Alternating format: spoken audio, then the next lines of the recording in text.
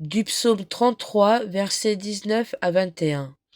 Le Seigneur est proche du cœur brisé. Il sauve l'esprit abattu. Malheur sur malheur pour le juste, mais le Seigneur chaque fois le délivre. Il veille sur chacun de ses os, pas un ne se brise.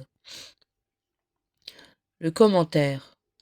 Ombre, ténèbres et lumière, foi et signe, guérison du corps et du cœur, présence de Dieu et abandon, gloire terrestre et gloire divine. Les contrastes ont jalonné notre 4e semaine du carême, pour nous arracher à ce qui nous retient loin de Dieu. Aujourd'hui, le juste est opposé au méchant. Dans ces versets du psaume 33, à la lumière de la Passion, on peut rapprocher le sort du juste et celui de Jésus. Cœur brisé, esprit abattu, os exposé sur la croix. Dieu le sauve, le délivre, veille sur ses os, le rachète. Le méchant n'est pourtant ni tué ni châtié après la Passion, mais sauvé par le cri de Jésus. Père, pardonne-leur, ils ne savent pas ce qu'ils font. Demandons la grâce d'une conscience droite, juste et qui se repose en Dieu, y compris lorsque nous nous sentons assaillis par la méchanceté et le mal. Nous sommes tous pécheurs, mais aussi appelés à ne pas donner prise au mal par la grâce de la croix. Jeûner.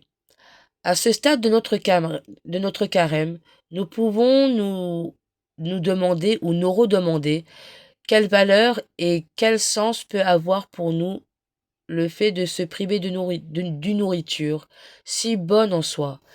Toute l'Écriture nous enseigne que le jeûne est un grand secours pour éviter le péché et tout ce qui conduit à lui. Dès le livre de la Genèse, le Seigneur commande à l'homme de s'abstenir de manger de fruits défendus. Mais l'homme va prendre pour posséder jusqu'à le manger pour être sûr de ne pas le perdre. Le Seigneur inverse cette transgression originale par le don qu'il fait de lui-même. Prenez et mangez. Par quel acte de jeûne vais-je convertir à un tel don? À l'école de Sainte Faustine. Du Petit Journal numéro 580. Parole de Jésus. D'autres âmes choisies ne croient pas à mon amour, et ne veulent pas en ressentir la douce familiarité dans leur propre cœur. Et elles me cherchent quelque part dans le lointain et ne me trouvent pas. Ce manque de foi dans ma bonté me blesse beaucoup.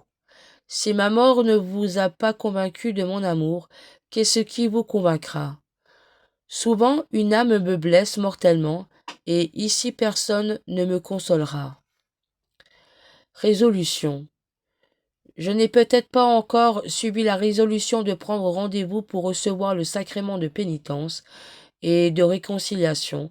Il est temps de programmer ce moment important de confiance en Dieu et en sa miséricorde. Priez. Où t'es-tu caché, ami? Pourquoi m'as-tu laissé dans les gémissements? Quand le cerf, tu t'es enfui. Comme le cerf, tu t'es enfui, après m'avoir blessé. Je suis sorti après toi, et je criais, mais tu étais parti. Seigneur mon Dieu, tu ne t'éloignes pas de celui qui ne s'éloigne pas de toi. Comment ose-t-on dire que c'est toi qui t'éloignes? Ô Seigneur mon Dieu, qui donc pourrait te chercher avec un amour pur et simple, sans te trouver, tout à son goût et à son gré? C'est toi, en effet, qui te montre le premier et qui va au-devant de ceux qui te désirent. L'homme ne vit pas seulement de pain, mais de toute parole qui sort de la bouche de Dieu.